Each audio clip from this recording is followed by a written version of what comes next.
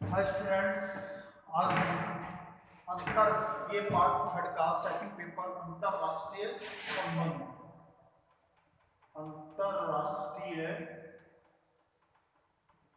संबंध second paper है। के बारे में हम अध्ययन करेंगे, जिसके बारे में गुट निरपेक्ष आंदोलन की वर्तमान में क्या प्रासंगिकता रही। गुट निरपेक्ष आंदोलन की गुट निरपेक्ष आंदोलन की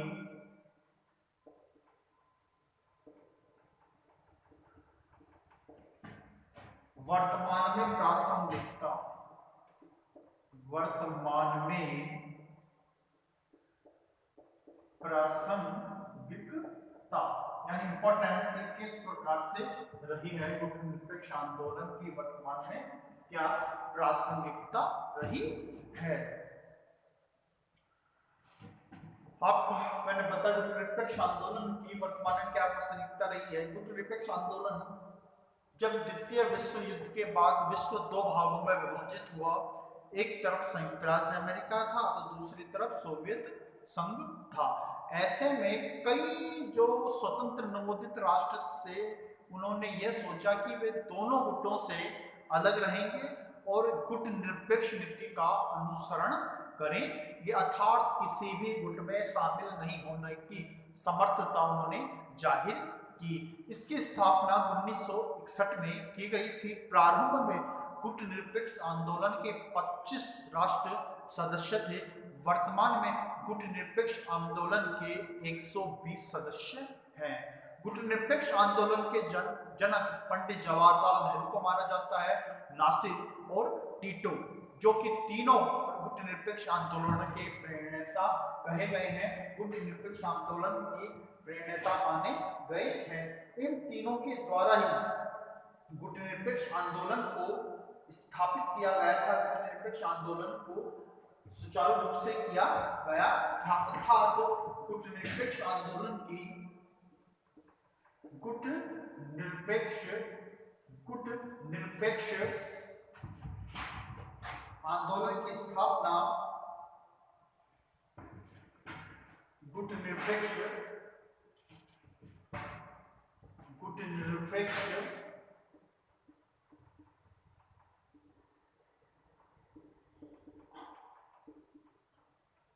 ये गुट निरपेक्ष आंदोलन या सम्मेलन की गुट निरपेक्ष सम्मेलन की शिखर सम्मेलन की स्थापना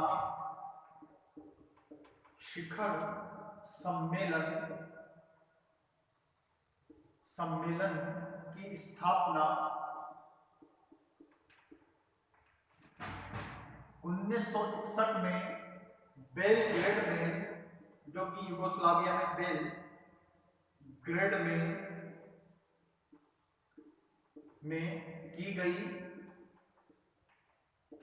प्रारंभ में इसके सदस्य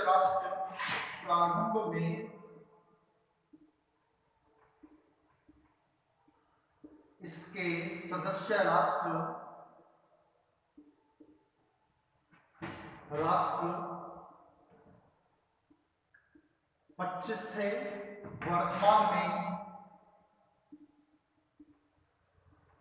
वर्तमान में इसके सदस्यों की संख्या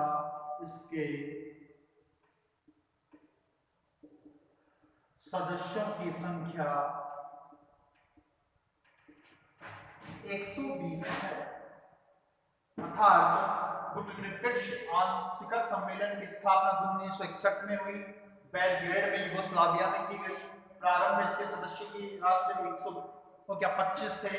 वर्तमान में इसके सदस्यों की संख्या 120 है। अब बात आती है कि गुट निरपेक्ष आंदोलन या गुट निरपेक्ष के आंदोलन के जनक या गुट निरपेक्षता के जनक किसे कहते हैं।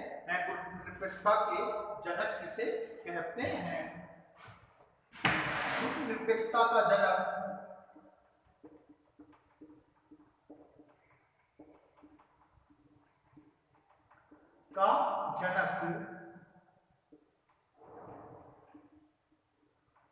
भारत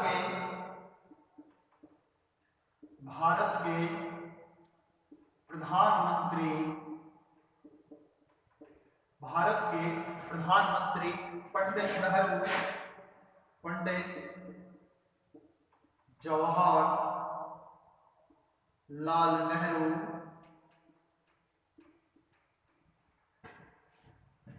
मिस्र के राष्ट्रपति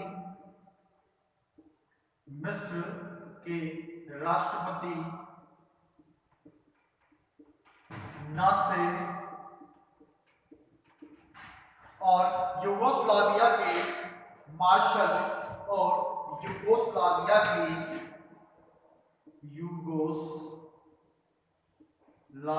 के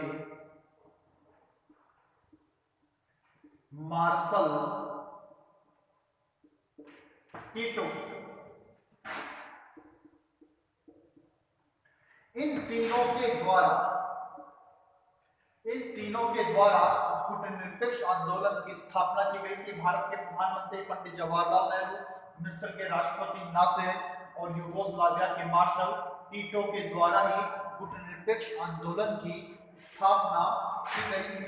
गुटनिरपेक्ष आंदोलन का तैयार की गई थी। अब बात आती है गुटनिरपेक्ष आंदोलन की क्या क्या अवधारणाएं थी।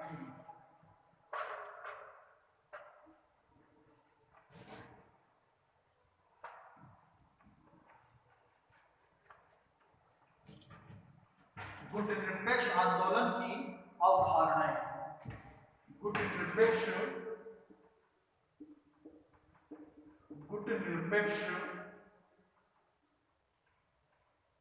आंदोलन की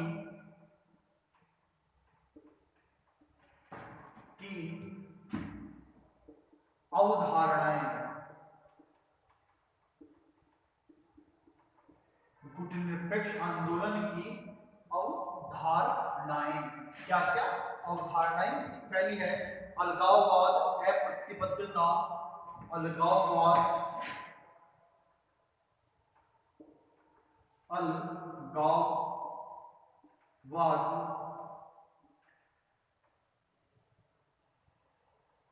अप्रतिबद्धता,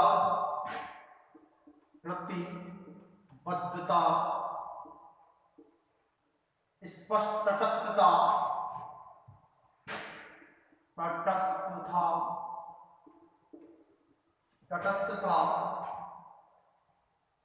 तटस्थीकरण,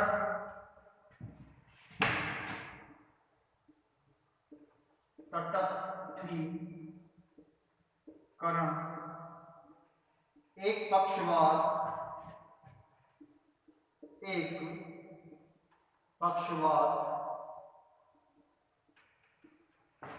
पक्षवाद, छठा है असंलग्नता,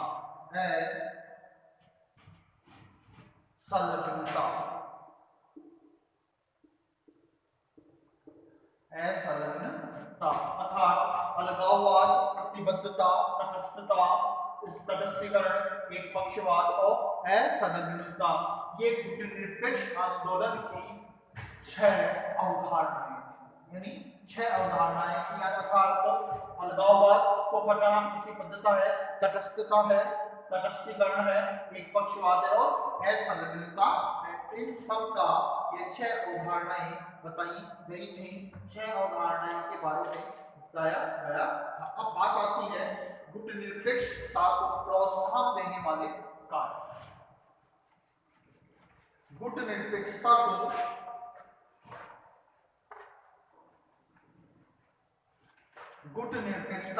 प्रोत्साहन देने वाले कारक। गुटनिरपेक्षता को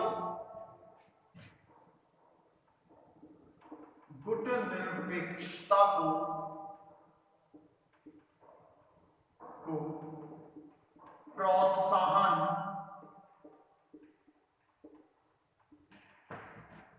देने वाले कारक।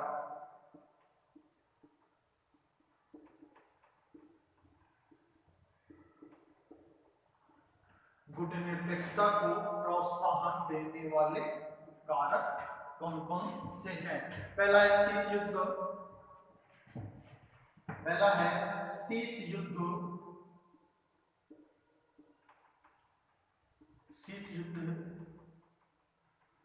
दूसरा है मनोवैज्ञानिक व्यवस्था, मनोवैज्ञानिक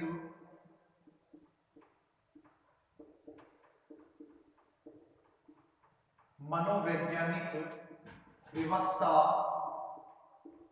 मनोवैज्ञानिक व्यवस्था सैन्य गुटों से पृथक रहना, सैनिक गुटों से सैनिक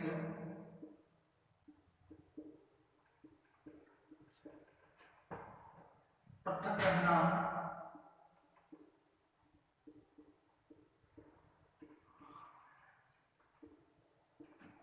सैन्य गुटों से पृथक रहना, अपने पृथक और विशिष्ट विचारों को बनाए रखना, अपने अपने विचारों को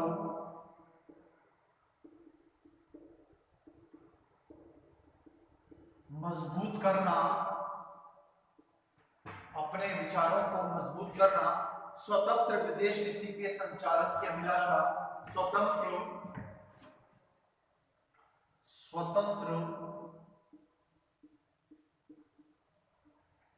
विदेश नीति,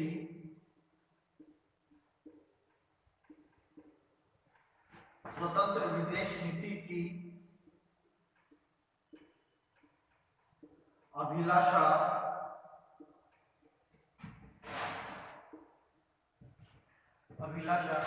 आर्थिक कारक,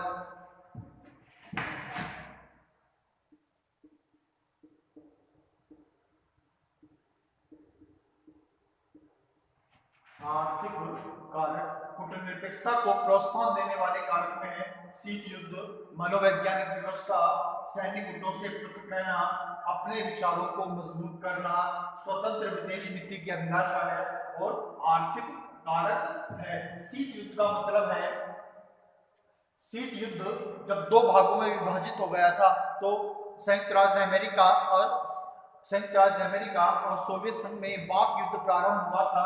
ऐसे स्थिति में गुटनिरपेक्षता का जन्म हुआ। मनोवैज्ञानिक व्यवस्था थी। नवोदित राष्ट्र किसी भी गुट को साथ नहीं देना चाहते थे, अर्थात उन्होंने गुटनिरपेक्षता को बल दिया। सैन्य गुटों से अलग रहना पसंद किया, नाटो, सीटो, सेंटो से अलग रहने पर समता दिखाई। अपने विचारों को मजबूत करना, यह भी गुटनिरपेक्ष आंदोलन का प्रोत्साहन देने वाले कारकों में था। स्वतंत्र विदेश नीति की पालना करना और आर्थिक कारक, ये सब कारक थे जो कि गुटनिरपेक्षता को प्रोत्साहन देने वाले बने थे, गुटनिरपेक्षता को प्रोत्साहित करने वाले बने थे। अब बात आती है गुटनिरपेक्ष आंदोलन का, जो मेन मुद्दा था गुटनिरपेक्ष आंदोलन की उपलब्धियां क्या क्या है। गुटनिरपेक्ष आंदोलन की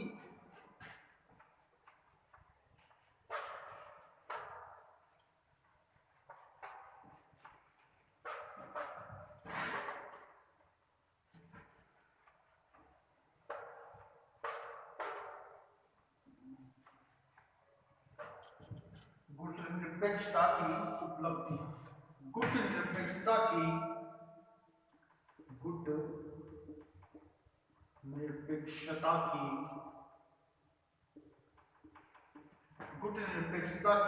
उपलब्धियां,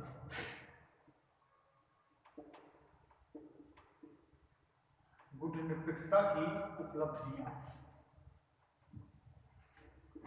क्या क्या उपलब्धियां नहीं। गुटनिरपेक्षता को दोनों गुटों द्वारा मान्यता, गुटनिरपेक्षता को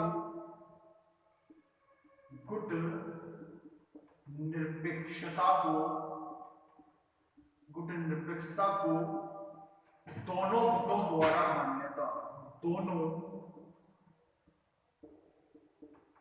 गुटों द्वारा मान्यता, गुटनिरपेक्षता को दोनों गुटों द्वारा मान्यता। दूसरा, विश्व राजनीति में संघर्षों को टालना, विश्व राजनीति में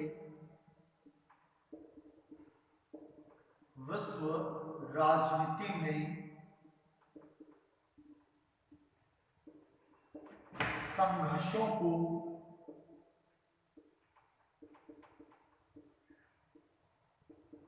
को टालना। विश्व राजनीति में संघर्षों को टालना।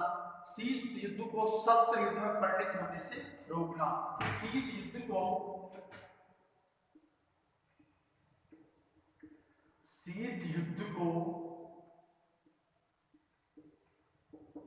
शस्त्र युद्ध में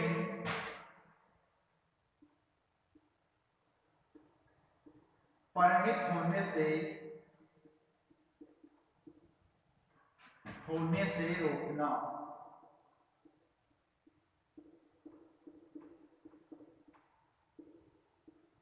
होने से रोकना। शीत युद्ध को दृष्टांत की स्थिति में लाना। शीत युद्ध को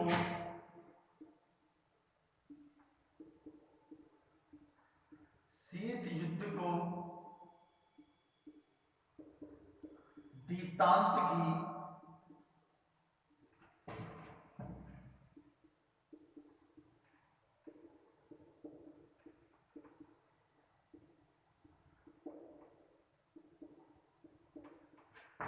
लाना। निशस्त्रीकरण और अस्त्र नियंत्रण की दिशा में प्रगति। निशस्त्रीकरण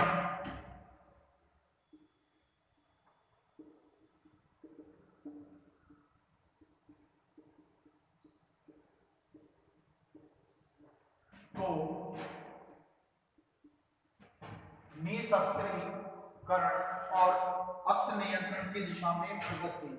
निशस्त्रीकरण और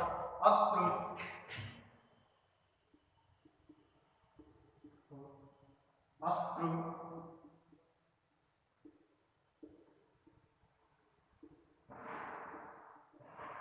नियंत्रण की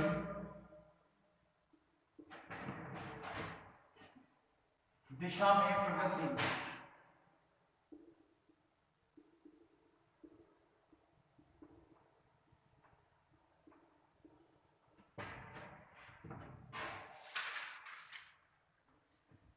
विश्व समाज के लिए देखो, कूटनीतिक आंदोलन की उपलब्धियों में है कूटनीतिकता को दोनों गुटों द्वारा मान्यता है, विश्व राजनीति में संघर्ष को टालना है, शीत युद्ध को शस्त्र युद्ध में परिणत होने से रोकना है, शीत युद्ध को दृष्टांत की स्थिति में लाना है, निशस्त्रीकरण और अस्त्र नियंत्रण की दिशा में प्रगति है। छठा है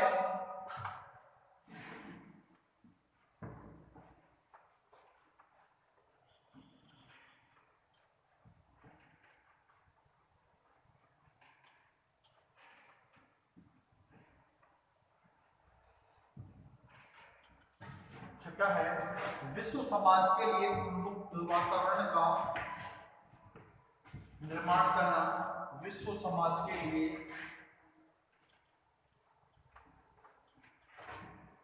विश्व समाज के लिए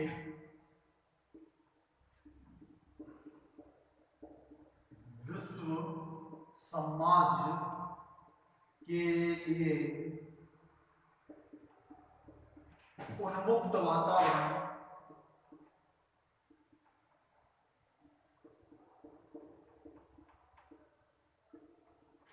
तैयार करना।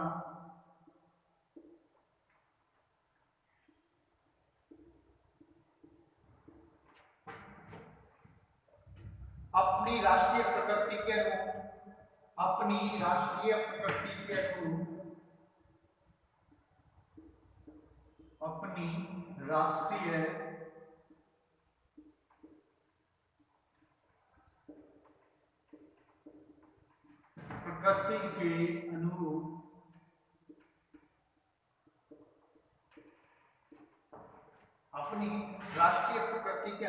विकास के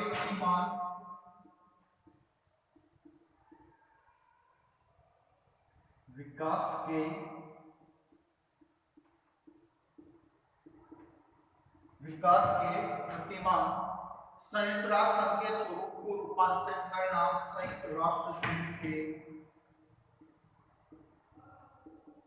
संयुक्त राष्ट्र संघ के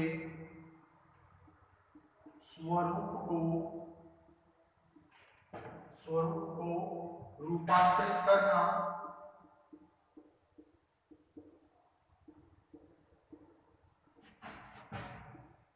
करना, संयुक्त राष्ट्र संघ के स्वरूप को रूपांतरित करना, विकासशील राष्ट्रों के मध्य आर्थिक सहयोग की बुनियाद, विकासशील राष्ट्रों के बीच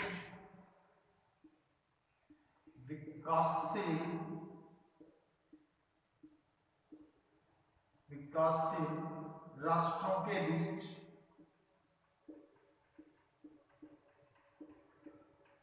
बुनियादी के बीच आर्थिक सहयोग की बुनियाद, आर्थिक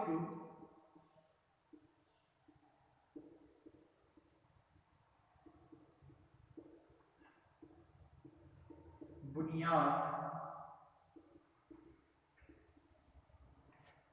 आर्थिक सहयोग की बुनियाद। 10वां है नई अंतरराष्ट्रीय व्यवस्था की मांग, नई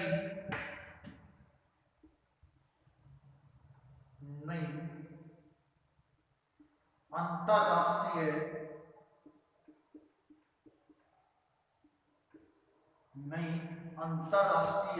अर्थव्यवस्था की मांग,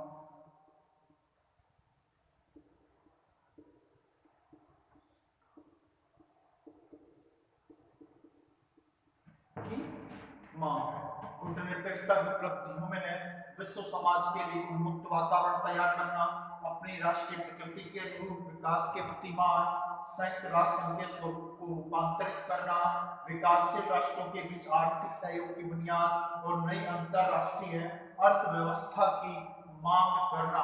कूटनीतिक आंदोलन की ये उपलब्धियां कही गई हैं, कूटनीतिक आंदोलन की ये उपलब्धियां बताई गई हैं। अब बात आती है कूटनीतिक आंदोलन की कम विफलताएं, कूटनीतिक आंदोलन की विफलताएं।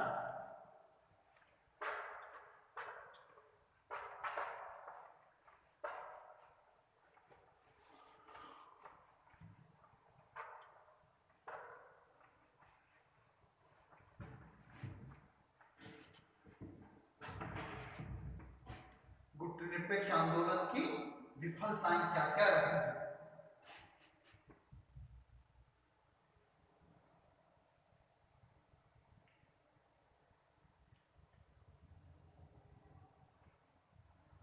कूटनीतिक आंदोलन की विफलताएं या कमजोरियां, कूटनीतिक आंदोलन की कमजोरियां, कूटनीतिक आंदोलन की गुटनिरपेक्ष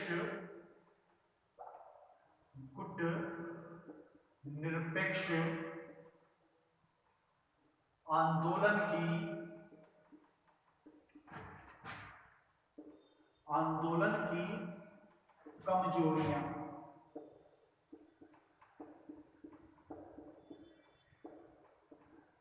कमजोरियां, क्या क्या कमजोरियां रही हैं वो मैं आपको बताऊंगा। अवसरवादी और काम निकालने की नीति, अवसरवादी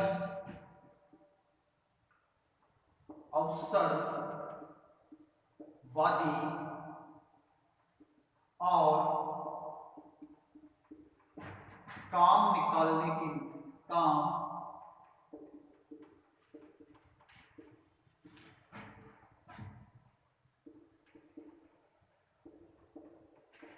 अवसरवादी और काम निकालने की नीति, सिद्धांत उपयुक्त किंतु अव्यवहारिक नीति, अव्यवहारिक नीति,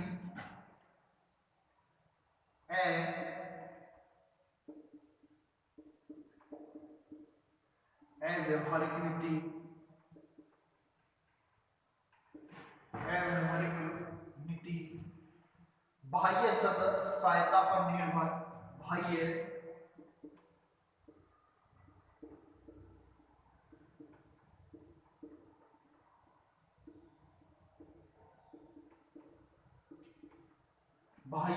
सहायता पर निर्भर, गुटनिरपेक्षता की नीति, किसी तरह सुरक्षा का साधन नहीं, गुटनिरपेक्षता की नीति, गुटनिरपेक्षता की नीति,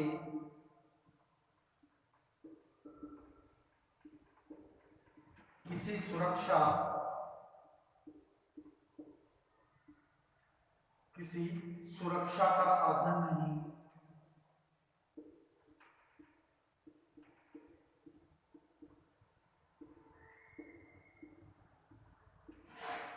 किसी सुरक्षा का साधन नहीं। संकुचित संकुचित नीति, संकुचित नीति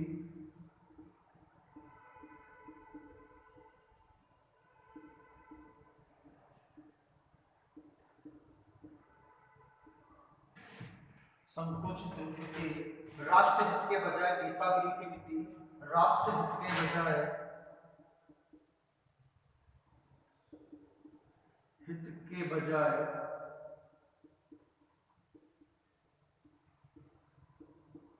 नेतागिरी की नीति,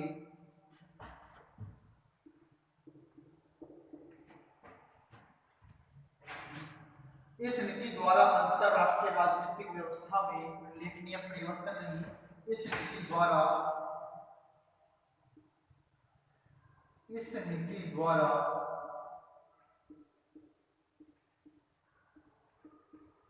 अंतरराष्ट्रीय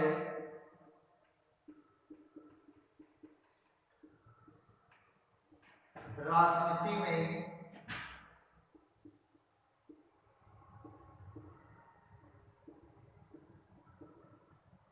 परिवर्तन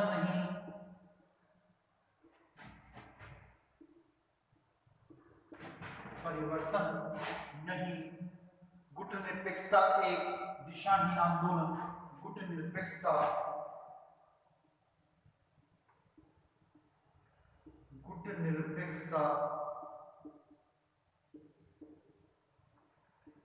एक दिशाहीन आंदोलन, एक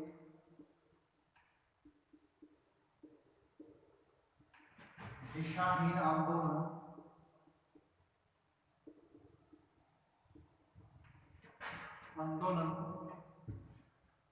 गुटनिरपेक्ष राष्ट्रों में बुनियादी एकता का अभाव, गुटनिरपेक्ष आंदोलन गुटनिरपेक्षता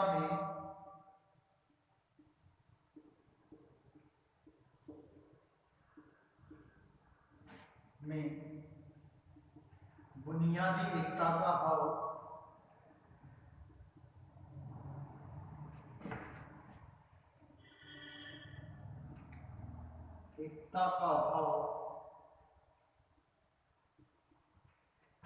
बुनियादी एकता का अभाव। गुटनिरपेक्षता एक मूल्य रहित पैंतरा मात्र, गुटनिरपेक्षता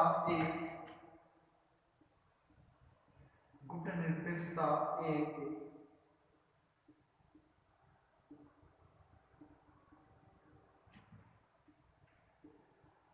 पैंतरा मात्र, अर्थात गुटनिरपेक्ष आंदोलन की कमजोरियों में है अवसरवादी और काम निकालने की नीति, अव्यवहारिक नीति, बाह्य सदस्यता पर निर्भर है। गुटनिरपेक्षता की नीति किसी सुरक्षा का साधन नहीं कही गई है, संकुचित नीति कही गई है, राष्ट्रहित के बजाय ये नेतागिरी की नीति कही गई है। इस नीति द्वारा अंतरराष्ट्रीय राजनीति में कोई परिवर्तन नहीं किया जा सकता है।